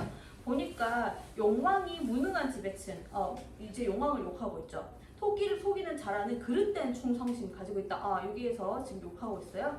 그리고 토끼의 허욕을 통해서 경계와 위기를 극복하는 지혜. 요거는 또 보면 허욕은 비판의 대상이지만 얘가 지혜를 발휘하는 것도 좋게 이야기를 하고 있죠. 그렇죠? 자, 그래서 혼재되어 있다. 해제는 혼재되어서 적혀 있다라는 거 생각을 해주시면 돼요. 자, 그리고 우리 오른쪽 다단에는 까치전 나온다. 그렇죠? 자, 까치전 보니까 우리 전체 줄거리 보니까 까치가 있는데 비둘기가 까치의 초청을 못 받으니까 까치를 죽게 하죠. 남편을 잃은 암까치가 있는데 추후에 어떻게 돼요? 추후에 어사가 와가지고 암행어사 난춘에 의해서 사실이 밝혀지고, 자, 그 다음에 비둘기에게 복수하죠. 자, 그럼 해제를 볼게요. 우화소설이다라는 거. 그러니까 우화소설은 여러분 알듯이 국어에서 우가 계속 나와요. 자, 우회 돌려서 표현하는 거, 우의, 우화 이런 식으로 국어에서 우가 나오는데 우라고 하는 것은 돌려서 표현을 하는 거예요. 그 중에서 우화라고 하는 것은 겉으로 봤을 때는 동물들의 이야기죠. 근데 속을 따져보면은 그것은 사람과 관련된 이야기인 거죠. 그래서 얘들이 사람처럼 행동을 해요. 보면은 여러분이 뽀로로 세대라면서요. 그래서 뽀로로가 어떻게 행동해요? 사람처럼 행동하죠. 걔네들 동물인데 그게 바로 우화인 거예요. 자, 그래서 볼게요. 여기 보니까 우화 소설이다. 그래서 여기에서 까치 죽인 애 비둘기를 처벌하는 내용이다. 그래서 우리 주요 구절에 보니까 새로 장원 급제한 양반이 난춘이다 라고 되어 있죠. 근데 어떤 할미새가 물걸레질 하다 말고 아이고 세상이 원통하지, 까치 그렇게 하고 비둘기한테 맞아 죽었다 이런 얘기를 하고 그걸 우연히 들었죠, 난춘이가. 그래서 밑에서 네 번째 줄에 보니까 이제 남편의 이제 원한을 갚아주는 그런 이야기가 나오죠. 자, 뇌물 때문에 비둘기한테 뇌물 받고 본가 사또께 거짓 고하고 이런 이야기들 나오죠. 그쵸? 성동지가. 그래서 비둘기 결박해라 라고 하면서 이제 복수할 기회를 주고 있죠. 자, 우리 25페이지 가보도록 할게요. 이야기 큰 오물을. 옛날 사람들이 유튜브 없다 보니까 이제 이야기 잘하는 썰 잘 푸는 사람 집에 초청을 해서 돈 좀 주고 이야기 해달라 그런 게 있거든요. 그래서 여기 보니까 거기에 양반이 너무나 이제 돈도 많은데 너무 이제 인심이 야박해요. 돈을 안 써요. 그래서 이야기꾼인 사람이 이야기를 지어내요. 이거 제가 실제로 받는 건데 한번 들어보실래요? 자기가 지어낸 얘기인데 자기가 봤다 그래요. 자, 페이지 25페이지. 자, 그렇게 하면서 어떤 자기가 지어낸 얘기를 지금 주요 구조를 보면 그런 이야기인 거예요. 자기가 어떤 할아버지를 봤는데 그 할아버지가 평생 돈도 안 쓰고 살다가 마지막에 죽을 때 아무것도 못 가져가면서 죽는 걸 봤다. 그래서 그 이야기를 듣고 나서 이 부자 깨우쳐서 그 후로부터는 이제 덕을 베풀면서 살았다 그 얘기고. 자, 25페이지 중간에 보니까 이야기 주머니 나오죠. 자, 도련님이 죽을 뻔한 사연이에요. 자, 줄거리 보니까 주머니에 갇힌 이야기들이 귀신이 되어가지고 우리 도련님 죽이자, 우리를 왜 가둬놨어, 이렇게 한 거예요. 자, 그래서 그 종이 그거를 듣고 나서 도련님 구해주고 도련님이 이제 이야기 주머니로 풀어서 이야기를 자유롭게 만들어줬다라고 돼 있죠. 자, 그 교훈은 뭐예요? 굵은 글씨 나와 있듯이 들은 이야기는 반드시 전해야 된다. 부비설하잖아요. 그렇죠? 입에서 입으로 전하니까요. 자, 그래서 여기에 보면은 굵은 글씨에서 귀신들 이야기가 나오고 끝에 보면은 이제 다 풀어주는 이야기가 나오죠. 그 다음에 25페이지 오른쪽에 볼게요. 조신의 꿈이 나와요. 자, 승려예요. 승려인데 얘가 김훈의 딸을 연모하게 돼요. 근데 김훈의 딸이 다른 집에 시집갔거든요. 전체 줄거리 보니까. 그래서 꿈속에다 나왔죠. 꿈속에서 저 사실 스님 좋아했어요. 그러면서 그 여자가 찾아와가지고 애를 낳고 사는데 둘이 경제적으로 너무 가난하다 보니까 나락을 갔어요. 그래서 가족이 다 뿔뿔이 흩어져요. 자, 그리고 나서 이제 꿈을 깨고 어떻게 생각해요? 아, 이런 거 다 소용없다. 내가 누구 좋아하고 결혼하고 애 낳고 이런 거 상관없다. 나는 불교에 더욱더 심취하겠다라고 하면서 정토사를 태운다. 그쵸? 정토사할 때 사자가 이제 절이라는 뜻이잖아요. 자, 그래서 우리 거기 해제 부분에 화문 구조라고 돼 있죠. 현실, 꿈, 현실. 이제 꿈이라는 코드가 있다. 인생 무상, 인생 별거 없어. 우리는 빈손으로 왔다 빈손으로 돌아가잖아요. 그쵸? 자, 그래서 사찰 연기설화라고 나왔죠. 이 사찰이, 이 절이 어떻게 생겨나는지를 알려주는 그런 설화예요. 자, 그래서 그런 이야기 맨 처음에 꿈에서 그 여자 만나서 저 스님 좋아했어요 이런 이야기 나오고. 자, 그 다음에 밑에서 위로 올라가서 글씨를 보면은 망연자실해서 세상 일에는 전혀 뜻이 없고 그러면서 부처님을 바라보면서 참여하는 마음을 가지며 맨 밑에 정토사를 듣는 이야기. 자, 그 다음 26페이지 가보도록 할게요. 김원전이 나와요. 이름에서도 느껴지듯이 얘는 동그라미예요. 자, 둥근 모양의 괴상한 형태로 태어나서 10년 만에 허물을 벗고 그 다음에 공주 구출하고 마지막에 부귀공명 누려요. 자, 해제 부분에 보니까 원래 모습 회복하고 부귀공명을 누린다는 그런 얘기다. 자, 주요 구조를 굵은 글씨에 보니까 이제 허물 벗을 때 이야기예요. 아버지 저 이때까지 제가 동그라미로 살아서 고생 많으셨죠? 이런 이야기. 허물을 벗고 미남자가 되었다. 자, 26페이지 중간에 보니까 김영철 전이 나와요. 이 사람은 이제 정말 운이 없는 사람이에요. 후금과의 싸움에 동원됐죠. 그 다음 또 줄거리 보니까 아들을 얻죠. 그 다음에 고향을 그리워해가지고 명나라 사람들하고 고향을 쪽으로 가다가 또 다른 여자랑 결혼해서 자식 낳고 그 다음에 최종적으로 14년 만에 조선에 돌아오는데 조선 여인과도 결혼해서 애를 낳죠. 그리고 이제 아들과 산성을 지키면서 살다가 나이 84세에 떠나요. 자, 해제 부분에 보니까 전쟁 속에서 얼마나 우리 백성들이 고통받았는지가 나오죠. 자, 그래서 여기에서 우리 주요 구절에 보면은 아들을 이만큼 4명 두었네요. 자, 그래서 자기 아들들도 자기와 같은 고통을 겪을까봐 그래서 방비할 병사를 모집을 했는데 여기에 군사가 되면은 군역 면제다. 그래서 즉시 내 아들과 함께 군역을 또 전쟁 나갈까 싶어서 자기를 포함 자기 아들들도 전쟁 나갈까 싶어서 나가기 싫어서 거기에서 산을 고치면서 성을 고치는 사람으로 이제 평생 산 거예요. 이런 거 많잖아요. 이게 보면은 6.25 때 이제 위에 가족이 있는데 내려와서 또 결혼하시는 분도 있잖아요. 그쵸? 북한을 못 건너가서 그런 거 생각해 주시면 되고. 자, 맨 오른쪽에 볼게요.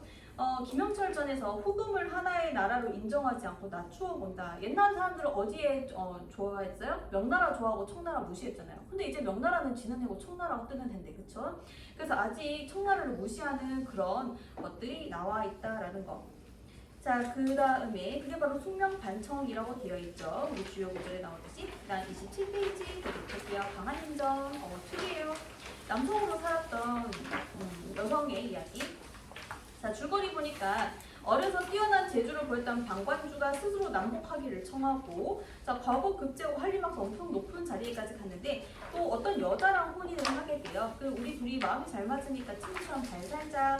그 아들이 없으니까 조금 외롭네 해서 낙성이라는 애를 입양을 하고 걔를 결혼하고 이렇게 걔는 결혼시켜요. 그리고 이제 전쟁에 나가서 적에게 승리를 거두고 나라를 위기에서 구해요. 그리고 마지막에는 항상 천자에게 고백을 하고 죽어야 되죠. 그쵸? 그러니까 천자가 다 괜찮아 이렇게 이야기해요. 자, 해제 부분에 보니까 여성끼리 혼인을 한다는 게 특이하고, 방관주가 여성임을 숨기기 위해서 아니면은 영혜빅은 여성에게 억압적인 당시의 남녀 부부 관계에 대한 거부감 이런 것 때문에 둘이가 부부로 살아가게 된다. 자, 그래서 우리 주요 구절 맨 밑에서 두 번째 줄, 자기가 여자라는 거 고백을 하니까 내가 너의 절개 다 안다 이러면서 황제가 이제 다 이해해주는 그런 이야기. 자, 우리 관문자전을 보도록 할게요. 박지원. 자, 우리 상단에 박지원과 관련해서 이야기 적어볼게요. 아까도 이야기했지만 박지원은 양반이잖아요. 본인은 양반인데 아까 이야기했었죠. 나는 동족을 싫어한다. 마찬가지. 박지원도 동족을 싫어했던 거예요. 워낙에 썩은 거 많이 봤어요. 그래서 박지원은 소설의 주인공들은 신분이 낮아요. 신분이 낮다. 천하다. 근데 도덕적으로 성숙한 인물이에요. 여기에도 광문이가 거지잖아요. 그래서 박지원은 기존 양반 말고 새로운 어떤 신분에서 도덕적 성숙한 사람에게서 어떤 희망을 얻고자 한 거예요. 그래서 이런 사람들이 주인공으로 등장했다라는 거 여러분 알아두면 돼요.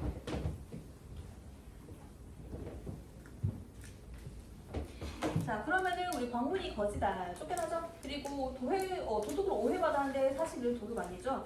자, 그리고 광문이 그리고 빚보증을 서주면은 담보 없이도 돈을 빌릴 수 있을 만큼 사람들이 광문이를 되게 신뢰하고요. 장가를 안 가요. 너 왜 장가 안 가니? 그러면은 나 못생겨서. 여자들은 잘생긴 남자 좋아하잖아. 나는 못생겼으니까 결혼하지 않다.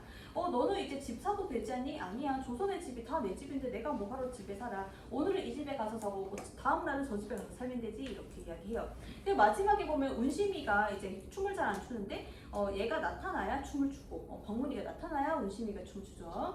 자, 그래서 우리 해제 부분에 굵은 글씨 보니까 당시 세속적인 욕망에 사로잡혀서 권모술수를 행하기 여념없는 양반 사회 은근히 풍자하고 있는데, 새로운 시대는 신분이나 지위 말고 인간적으로 성실하고 신이 있는 사람이 필요하다는 걸 부각하고 있다.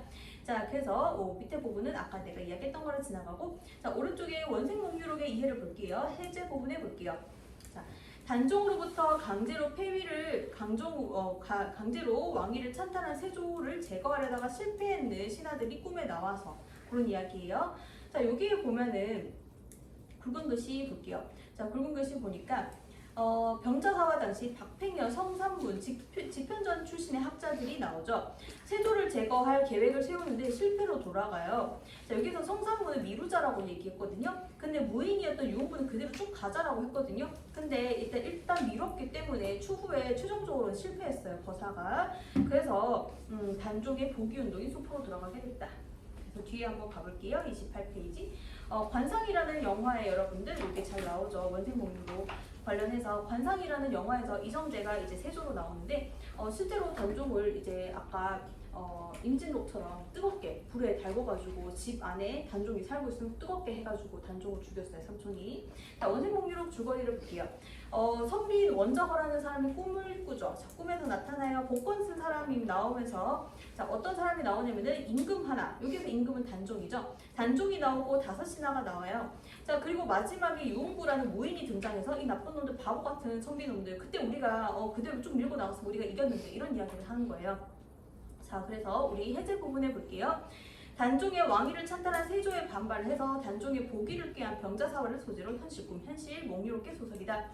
자, 그래서 이런 이야기고요. 주요 구절은 아까 내가 이야기를 했던 거예요. 썩은 유생들 큰일을 함께 이루지 못하겠구나 라고 이야기를 해요. 자, 그리고 맨 밑에 보니까 꿈을 꾸미죠. 그리고 얘가 해월거사에게 이런 이야기를 해주니까 해월거사가 안타까워서 이런 얘기하죠. 굵은 글씨. 임금 노릇하는 자는 정말 단종은 현명한 임금인데 6사람도 모두 좋은 신하인데 왜 이렇게 됐을까라는 거. 시운이 운이 안 좋아서 이렇게 됐나? 아니면 하늘 탓인가? 이러면서 이렇게 안타까워하죠. 자, 28페이지 오른쪽에 적성의전을 볼게요. 자, 17분 남았네요. 자, 항의, 여기에서 형이 엄청나게 빌런이에요. 동생을 엄청나게 괴롭혀요. 자, 항의는 성별이 어질지 못하고 둘째인 성의는 인격이 아주 좋아요. 그래서 엄마가 병이 드니까 구하러 가는데 형이 중간에서 뺏어요. 그리고 빼앗고 동생 눈을 멀게 하고 바다에 던져버려요. 자, 그리고 나서 나중에는 이제 다시 이제 고향으로 돌아오게 되는데 고향으로 돌아오니까 이제 동생을 또 죽이려고 해요, 형이. 그러니까 여기에서 이제 주인공이 참 착하잖아요. 동생이 참 착하니까 동생 손에 피 안 묻히고 갑자기 어떤 사람이 나타나가지고 형을 대신 죽여줘요. 자, 그리고 또 동생이 또 착해가지고 형을 또 이제 국장을 치러줘요, 장례를. 자, 그런 이야기다. 자, 그러면은 우리 부모에 대한 효를 실천하는 거, 유교적인 덕목을 강조했다. 자, 거기에서 이제 주요 구절 부분에 이제 사이다 구절을 가지고 왔어요. 이 나쁜 놈아라고 하면서 내가 너의 목을 베겠다라고 하면서 이제 형이 어떤 사람에게 죽는 그 장면을 가지고 왔어요. 그리고 밑에서 두 번째 줄에 보이듯이 대군의 격식으로 장사를 지내는 구절 보이죠, 그렇죠? 자, 뒤에 가보도록 할게요. 29페이지 공방전. 네 장만 하면 끝나네요. 우리 빨리 끝나면 빨리 마칠게요. 29페이지 왼쪽에 공방전. 자, 공방전은 우리 가전이다, 그쵸? 가전이라고 하는 거는 가짜 정의다, 그쵸? 그래서 실제 인물이 이야기가 아니라 사물을 의인하는 거예요. 그 공방은 겉으로 봤을 때는 둥글둥글해 보이지만 속은 내보다 나쁜 놈. 그 여기에서는 돈을 계속 부정적으로만 바라봐요. 농사의 근본을 망친다라고 하면서. 자, 우리 줄거리 한번 보도록 할게요. 공방은 생김새가 밖으로는 동물고 안은 네모나다. 그리고 이익을 취하고 성질이 탐욕스럽고 돈을 중하게 여기고 곡식을 천하게 사람들로 하여금 농사에서 관심을 떨어져 나가게 한다. 자, 그래서 줄거리 맨 끝에 보니까 뭐래요? 공방의 물이 모두 없었어야 된다. 돈은 나쁜 거야. 돈은 나쁜 거. 이렇게 하는 거예요. 이게 지금 고려시대에 지어진 거기 때문에 조선 후기 되면은 이런 공방이 좋은 평가를 받았겠지만 고려 때 지어진 이야기다 보니까 아직은 돈에 대한 부정적 인식이 드러나죠. 자, 해제 부분에 보니까 공방이 어떻게 생겼는지, 공방이 정치에 진출해서 어떻게 했는지 이런 것들을 이야기한다. 자, 그래서 후환을 없애야 된다라고 이야기한다. 돈에 대해서 부정적 입장을 드러낸다.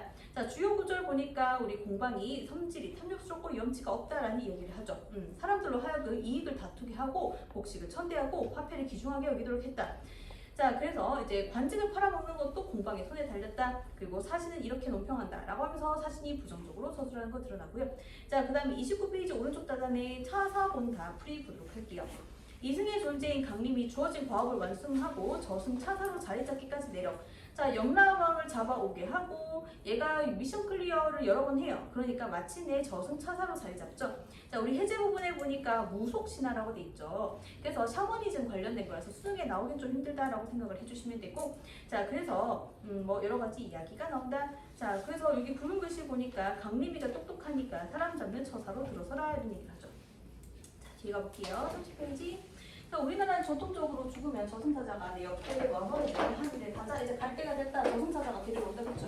그래서 내가 6살 때 삼풍 백화점이 삼풍 백화점이 무너졌어요. 압구정에 있나? 강남 쪽에 있는데 그래서 무너져서 뉴스로 봤죠. 그런데 여기에서 있었던 일인데 어떤 여자애가 한 4-5살 정도 된 여자애가 이제 엄마랑 그때 현장에 있었던 거예요. 근데 애가 너무 울더라는 거야. 그래서 엄마가 너무 민망해가지고 얘를 데리고 이제 백화점에서 나온 거죠.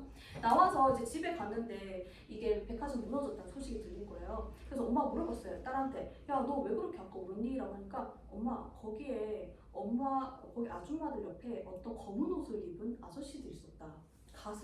그러니까 가수인지 이런 거 모르지. 근데 검은 옷을 입었대. 그리고 엄마 옆에도 있었다라는 거예요. 그래서 걔가 너무 무서우니까 울었대. 걔는 뭔지 모르잖아. 울었대. 그래서 엄마가 이제 산 거지. 그리고 보면은 전문가들이 하는 말이 귀신을 볼 수 있는 사람들이 좀 있대. 그게 뭐냐면은 우리는 3차원에 살고 귀신은 4차원에 살아요. 3차원과 4차원이 이렇게 한번 교점이 있대. 부딪히는 지점에서 사진을 찍으면 귀신이 찍힌다. 그리고 두 번째로는 이 아이처럼 되게 순수한 애들은 귀신을 한 번씩 볼 수 있대요. 그래서 그렇게 얘기하더라고요. 자, 그렇게 생각하시면 되고, 그 다음에 우리 여유단기 보도록 할게요. 정약용이 지었죠. 해제 부분에 보니까 고향에 내려가서 머물게 됐는데 그 집의 이름이 여유당이다. 항상 신중하고 경계하라는 의미다. 자, 그래서 항상 신중하고 조심하게 지내서 비방을 자초하지 않겠다는 다짐이 드러난다. 자, 주요 구절 보니까 노자의 말이 겨울에 시냇물 건너는 것처럼 신중하게 지내야 된다 이런 말을 했어요. 자, 그리고 주요 구절 맨 밑에서 두 번째 줄 그래서 나는 그거를 우리 집에 편액으로 달려고 하다가 이렇게 이름을 여유당이라고 붙인 거다 라고 됐고, 자, 그 다음에 우리 이서구의 작품을 볼게요. 자, 수필이고 해제 부분에 보니까 글쓴이가 소환정이라는 거처에 머물면서 거기서 관찰한 새, 곤충, 풀, 나무 이런 걸 시를 썼어요. 그 손님이 왜 그딴 하찮은 걸로 시를 듣니? 라고 하니까 글쓴이는 너 이거 하찮게 여겨? 너 걔네를 관찰하지 못해서 그런 거야. 얘네들은 다 다른 특성이 있다고 라고 이야기해요. 이 네 가지 사물은 천하를 이루는 중요한 존재고 예로부터 소재로 많이 쓰였어. 시 소재로 라고 하니까 손님 인정하면서 끝나요. 자, 그래서 우리 주요 구절 보니까 소홀히 보지 말라라는 얘기가 나오고 밑에서 세 번째 줄 볼게요.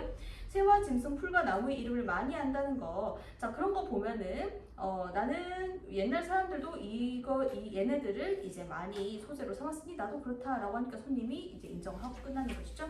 31페이지 보도록 할게요. 2장 남았네요. 자, 31페이지 보니까 석가산 폭포기가 나와요. 자, 해제 부분에 보니까 인공으로 돌산이랑 폭포를 만들게 됐어요. 그러니까 즐겁다라고 이야기해요. 자기가 만든 석가산이 진짜 자연은 아니지만 뛰어난 경치를 자랑한다라고 하면서 자부심을 드러내요.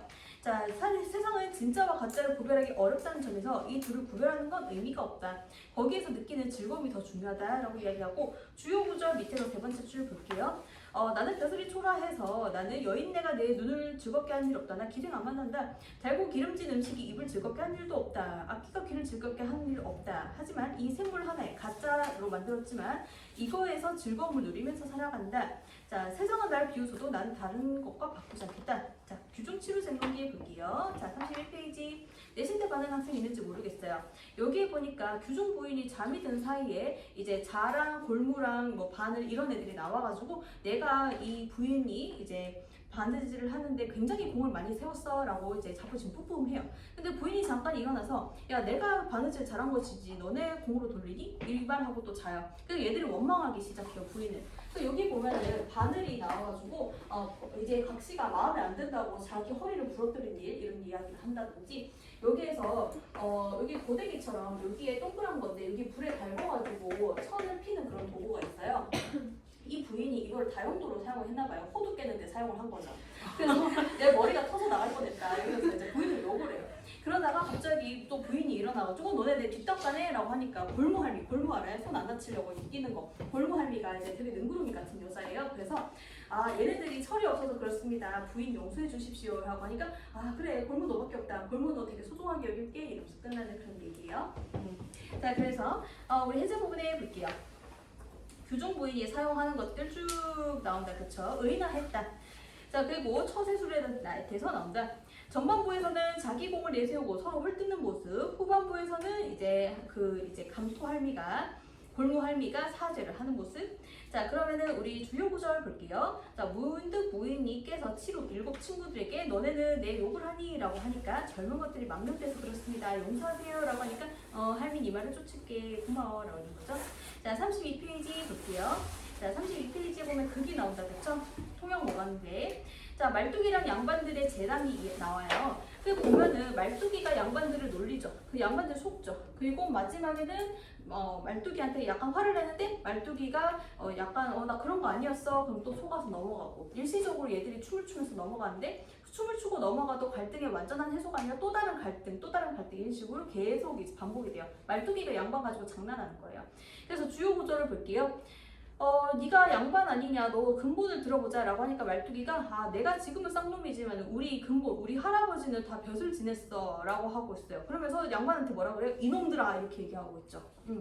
그래서 말뚝이가 또 굵은 글씨에 보니까 이놈들아 내 말을 들어라 라고 하고 있죠. 그러니까 양반들이 예이 이렇게 하고 있죠. 여기에 보면은 양반이 비판의 대상이고 양반이 바보처럼 나와요.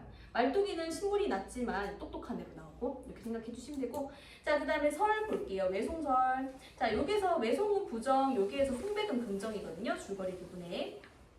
외송이라고 했는 거 복하가세를 일삼는 사람들의 공통점, 자신을 굽히고 자신의 뜻을 굽히고 세상에 아첨하는 자가 복하가세거든요.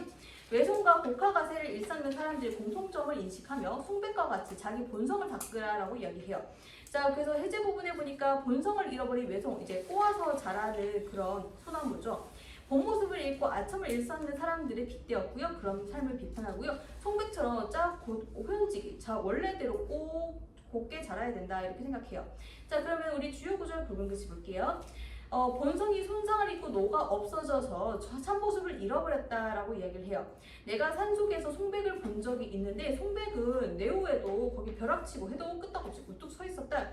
자, 그래서 밑에서 네 번째 줄, 본성을 해치며 남에게 모멸을 댄다. 남에게 잘 보이려고 한 행동의 결과다. 그러니까 자기 본성대로 잘 해야 돼라고 이야기를 하죠. 네, 우리 33페이지부터 다음 시간에 할게요. 조용히 이동할게요, 여러분들. 고생 많았어요.